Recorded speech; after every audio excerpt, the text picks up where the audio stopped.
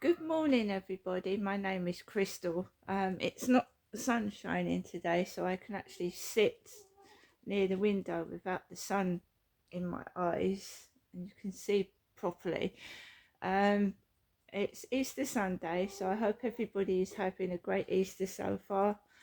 Um, I decided to not get Easter eggs really this year. They're far too expensive, and there's nothing to them either. Um, Total waste of money. I got one small Terry's Easter egg. Wasn't very much impressed with that, so I'm just not bothering with Easter eggs.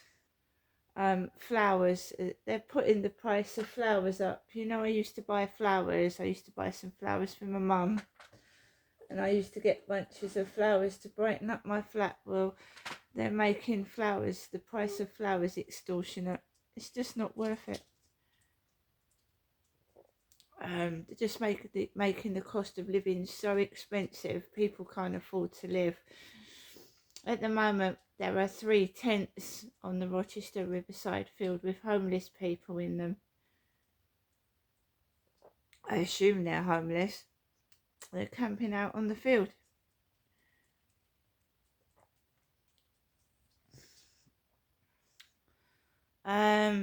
This has all started since I received that letter about the migration from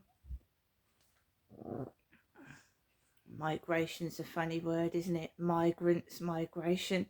So this all started really leading up to that letter where I've been migrated to universal credit from the disabled element of ESA, which is going to cause me a lot of grief and trouble, but I'm just going to ride with it, go through it. I am white British. I was born in this country. I've lived here all my life. I've gone through a lot of trauma in my life and a lot of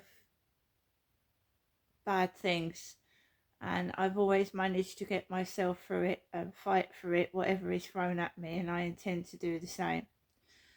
So this Easter is a bit quiet. It's a bit strange. I've not had an Easter really like this before. My mum stopped asking me to go up to see her a few months ago. I used to see my mum once a week, and my mum had always got me an Easter egg, and I'd go up to see my mum. It's just strange this year. I don't know what's going on. It's all changed. Everything's changed. Um, After my dad died, my mum wanted to see me every week. Now she's quite happy not seeing me at all. So fair enough. I've tried to help her. She doesn't want any help. She's quite happy the way she is, so I can't do anything. 2 social workers came out to see me, not my mum, and they haven't done anything. They've done nothing at all. Not that I expected anything to happen over the Easter holidays. So it's just weird that my son tries to get me some help because he knows I'm not well and I need help and support. These 2 ladies come out from social services and do nothing, and then they're starting to interfere with my benefits again. Whenever I don't go and see my mother, they start interfering with the money aspect of my life.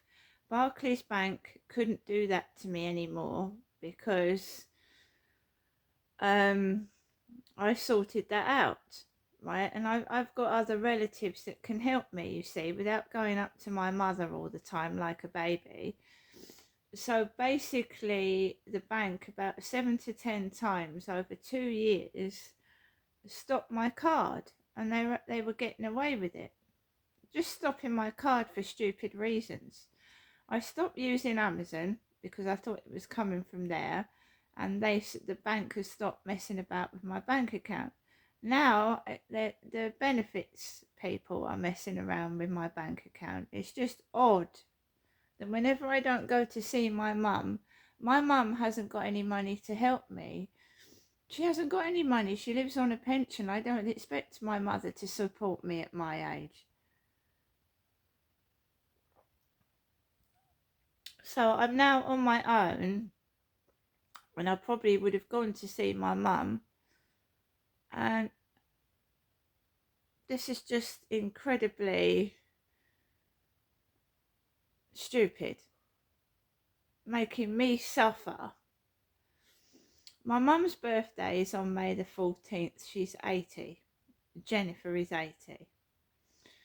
And she's coping quite well on her own. She's got a next door neighbour that comes in to help and get her shopping. Charlotte goes and does my mum's shopping. Charlotte's pregnant. I don't know what my mum's going to do when Charlotte, has to go into hospital, have the baby and look after her baby. She's going to have to find somebody else to do her shopping, isn't she?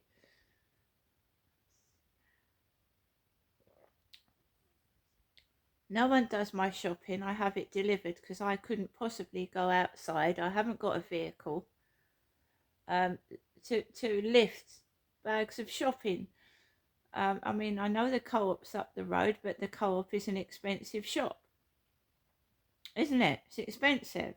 Everyone says the Co-op is expensive. They're always on the corner. Sainsbury's or Co-op is always on the corner of roads. They're expensive. Aldi is Strood. That's in half an hour's walk away. Right? They took my I used to have my prescription delivered. I think they're trying to get people's prescriptions stopped. The things they're doing to GPs now. Apparently, GPs are being paid £20 every time they don't refer someone to a hospital.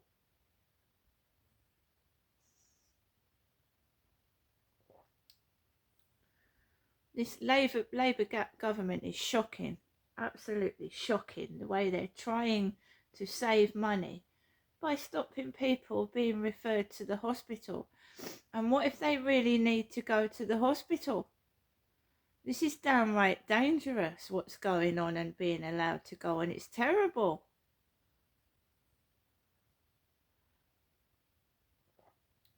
Last night, they're trying to stop me speaking, and they're trying to make me get angry and get into trouble, so I get put in prison because they don't want me to tell people the truth, because I've been through shit and hell and back myself, and I'm just sharing my experiences with everybody, and they don't like it.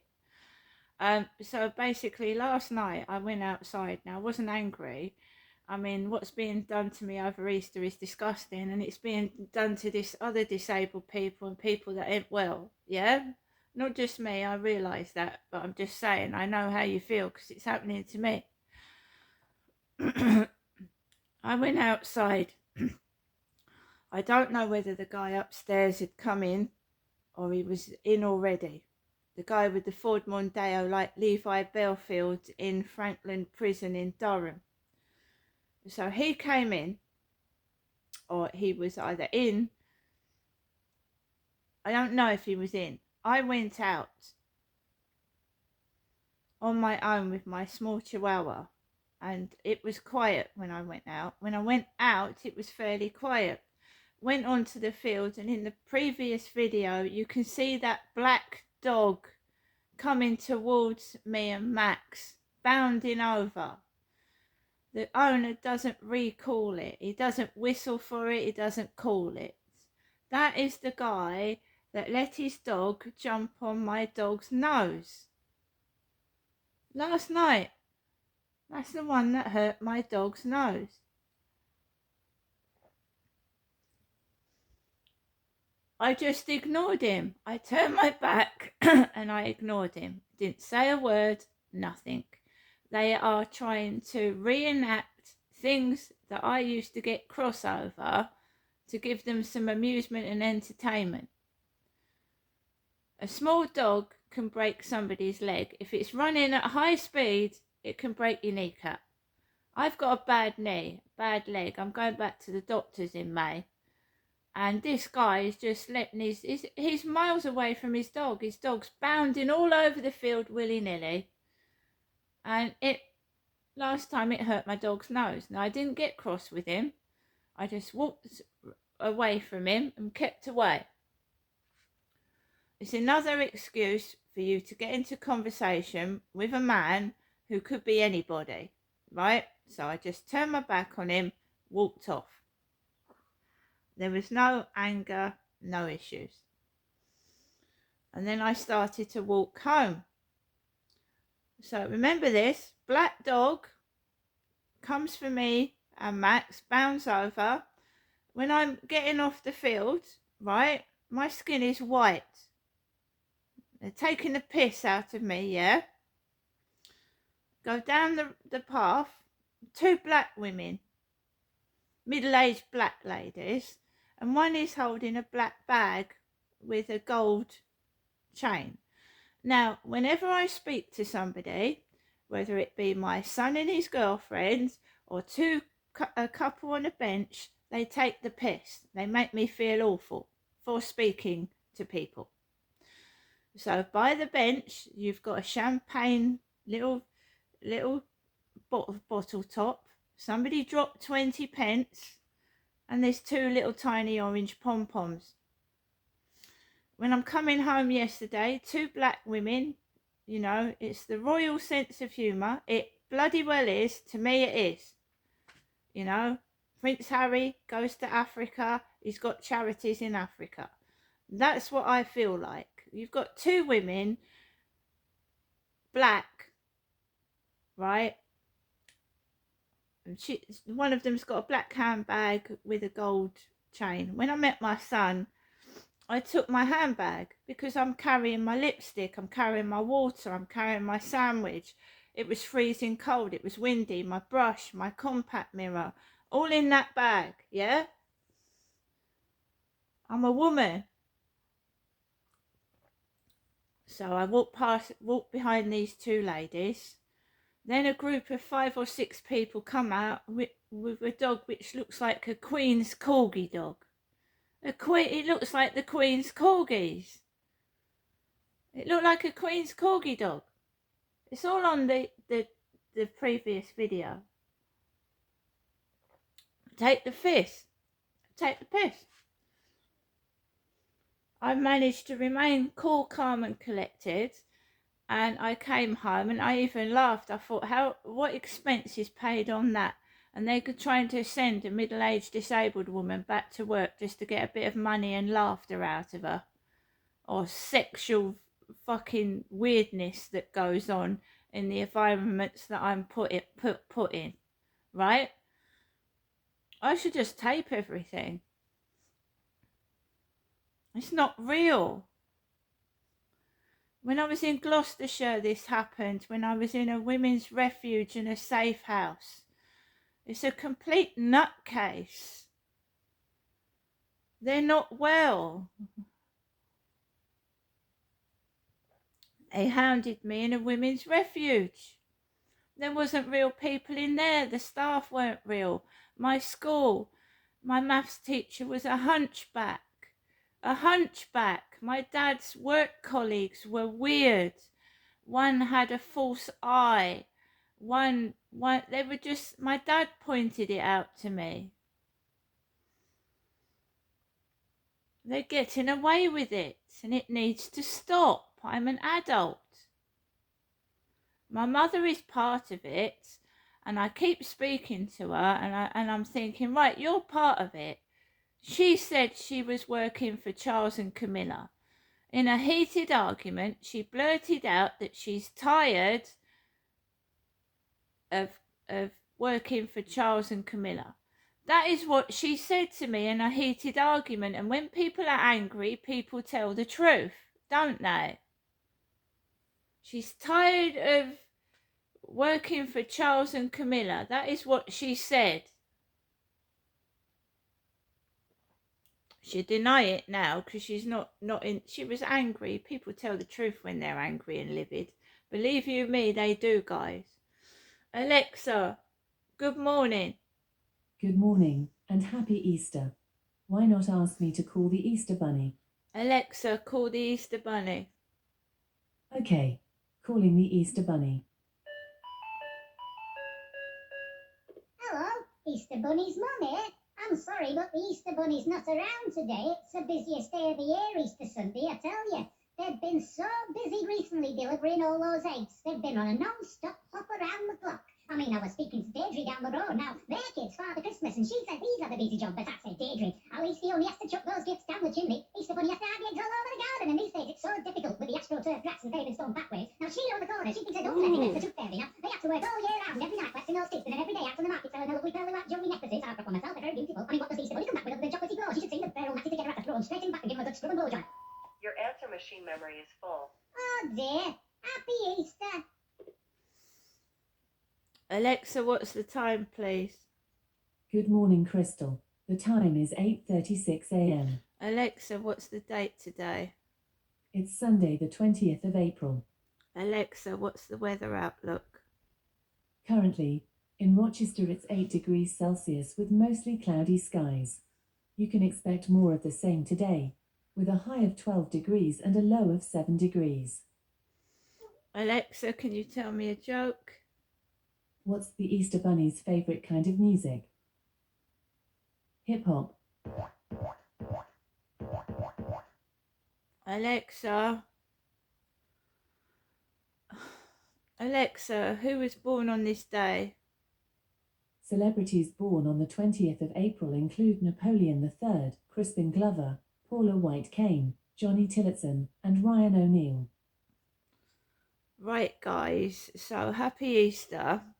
I've not got any Easter eggs to open, and that's not because I haven't got any money to get one. It's just I'm not paying extortionate prices for rubbish. No.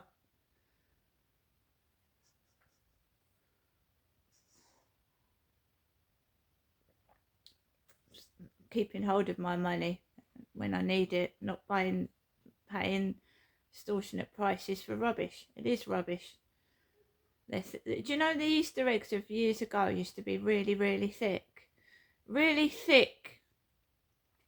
Yeah, if you pay 10, 20, 30 pounds for an egg, you'll probably get a decent egg, but fuck that. The price of things are people's wages. They're people's benefit. You get lost. There's more homeless than there ever was. And there will be in the future. There'll just be a world full of homeless people. Only rich people will be able to rent out places. It's ridiculous. Everyone will be living on the streets. Alexa, LBC Radio. LBC London from Global Player. 34560600973. What effect does social media have on you? Is there anything good about it at all? 84850 is the text number as well. One thing that you really can find extreme views about on social media is this debate about trans versus women's rights. I don't think I've ever seen a discussion on social media that has become anything other than toxic about that particular issue. And there were protests in London yesterday about the Supreme Court ruling on Wednesday. I want to talk about that for a moment now with Paul Levine, who's a director at Translucent. Morning to you, Paul. Good morning, Paul. Thanks for joining me. So there were some unfortunate moments at the protest. I mean, for example, police are investigating after statues were targeted with graffiti, including the statue of the suffragist leader Millicent Fawcett. That's not going to help the cause, is it, of trans campaigners who are upset about Wednesday's ruling? Yes, I can understand that sentiment, and of course, if that's highlighted, then yes, it doesn't. I mean, I think the problem is that you have to sort of put it into the context of where we are, and a lot of people may be seeing what's going on and seeing something, and it is sort of affecting them and their lives for the first time. This is something that has had tremendous impact and effect on trans people's lives for building up for the last 7, 8, 9, 10 years, and it reaches a point where unfortunately some, and it is only a minority, but some, it can overblow, and it's not surprising that some unfortunately do feel. I mean, you look at the suffragettes. Now, hopefully, I'm not saying it will and it shouldn't, but you see some the extent that they had to go to unfortunately get their points across. Unfortunately, sort of sometimes it doesn't. But to focus on that issue takes away from the real issue and the problems. And one of the key things I know, obviously, with the introduction about how that this is. About trans rights against women's rights. Again, it's just been completely framed in the wrong way, because it's not about women's rights. It's just about trans hostile women that there's an issue on. That is a small number of women. It's not all women. They like to frame it that way to make it seem like it's the sort of such a large group of people that this is against. But people just want to put you in one camp or the other. I mean, we did a phone-in about this on Friday, of course, because it's been in the news past 2 days. There was a really big, significant ruling in the Supreme Court, and I had a range of views on the show, but people reacted to one of the calls and said I was a misogynist because I was just trying to explore some of the complexities of the Supreme Court ruling and how that might impact practicalities like which changing room trans people use. People want to put you in one camp or another, and they want to get very angry about it very quickly. And there's no sign after the Supreme Court ruling on Wednesday, which was supposed to be a moment of clarification in the eyes of some people who brought that legal case. There's no sign of this getting any nicer or any more reasonable in terms of the debate, is there? No, and that's the problem, unfortunately. If there was an intention to bring clarity, it's done the complete opposite. There's three positions or three situations. So there's, first of all, there's the reality of the actual law itself. The Equality Act hasn't changed. The law is exactly the same. And there already exists within that law the exemptions within the Equality Act to actually discriminate against trans women and trans men where there is a proportionate means to achieve a legitimate aim. So that has been there since 2010, where there can be exclusions. The problem is not about the fact that that exists, it's how that's interpreted and how that's then used. If I can sort of just really give the one of the best examples of how the law is interpreted, how it's used, and then how it's perceived in the public, and it's used incorrectly. So, believe it or not, one of the best cases of the Equality Act working is the case of the Scottish prisoner Isla Bryson. Now, you might find that surprising if I say that, because Isla Bryson is one of those cases where most people would think, oh, hang on a minute, that was where there was a serious problem. Yeah, it was highlighted. Everyone knows about that. Disgusting rapist who was put in a women's prison. Absolutely, absolutely. Now, the way the Equality Act works there was that, yes, the prison authorities can exclude if there's proportionate means. And what they then decided to do, obviously they had to do, was assess each individual case and decide where they're going to be placed. And whilst that case was being decided, Isla Bryson was placed, yes, in a women's prison, but in isolation.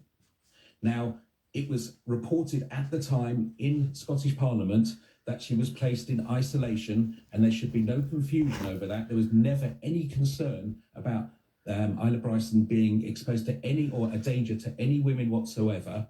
But that was ignored by everyone, by the media, by ministers, by those that wanted to press and make a whole issue out of this. So what actually happened was this case was assessed, realised that absolutely there was no way they should be in a female prison, and they were moved. In fact, they were moved before that because of the uproar, but they were then placed correctly in a male estate. So it was bonkers that many people feel it was bonkers that Isla Bryson was in the female prison to begin with, and that's where the insanity begins, right? Is why do people even make that decision to put a rapist in a women's prison? It's simply because that was a place to basically hold them in isolation. It could have been a male prison or a female prison. They're in isolation. It didn't make any difference. They're in complete isolation. That was where there was a place to keep them whilst their case was being assessed. But it's just how it's been reported, and it actually shows how the Equality Act worked. That's the thing. It was that they couldn't demand to go into a female prison. They were not put into an open female prison. They were assessed correctly under the Act. Okay. Paul, I appreciate you going into that example, and I totally understand the relevance of it. But I think we don't want to spend too much time on it, which is partly my fault for asking a follow-up question. I just want to ask you quickly as well about the front page of the Mail, because the Labour government is getting quite a bit of flack this morning in the Mail, saying that ministers have now been discussing on WhatsApp groups how to, in the Mail's words, defy the trans ruling. Have you, as an organisation, been having conversations with Labour ministers about the ruling on Wednesday? Well, we would certainly like to, and we have had conversations, governments, and the problem we've got, the problem, unfortunately, is that this was something that was set up, that started with the Tory government, and there were basic rules and put into place, and the trouble is now it's been carried through, and Labour are not really doing what we thought they would do in implementing and stopping this problem. When I say it started with the Tory government, the biggest problem, unfortunately, was the way that the Equalities and Human Rights Commission and the placement of Baroness Faulkner for the specific reason by Liz Truss of introducing a gender-critical perspective to the EHRC. Since that time, it's very easy for people to look and see legal directors have left the EHRC because of their anti-trans views, and now they are simply pushing this anti-trans narrative, and they will be leading a Labour government and advising them on the misinterpretation now of the law, because we've already had, and think about, so Melanie Field, who was involved in the drafting of the actual law in the first place, Harriet Harman, who was the minister who was in charge of implementing the rule, and Teresa Clark, who was a civil servant that was part of supporting it. They've all come out and said exactly and clearly what the intentions of the Equality Act law was, and it's been misinterpreted. And the problem is if that misinterpretation now is used incorrectly, and the fear is quite strongly from what we've heard, just from I've heard from the comments coming out of Labour about this being affected hospitals and sport, that this will now be used to further this gender-critical aim and movement that's been building up steadily for the last 19 years and is no different from what's been going on in America. We're just one step behind them. Okay. Paul, thank you for your time this morning. That was Paul Levine there, Director at Translucent, talking about the protests in London, yeah? Right, guys. So, the rules don't affect me. I am a woman. On my birth certificate, it says girl. So when Universal Credit go through all my ID, my birth certificate says girl on it. Okay? I am a woman. I was born a female. So whoever's been spreading rumours about myself is going to look such an idiot when Universal Credit goes through all my stuff. See you later.